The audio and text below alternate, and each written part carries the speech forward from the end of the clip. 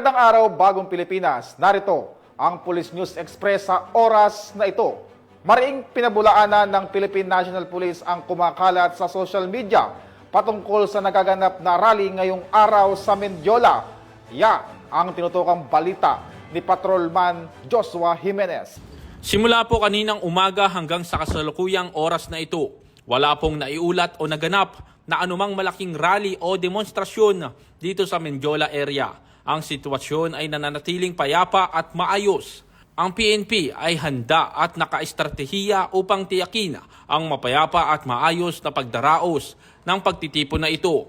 Ito ay mandato ng pambansang pulisya na pangalagaan ang kapayapaan at kaayusan sa komunidad. Muli, kami nananawagan sa lahat ng makikiisa sa rally, mangyaring kumilos lamang sa loob ng hangganan ng batas.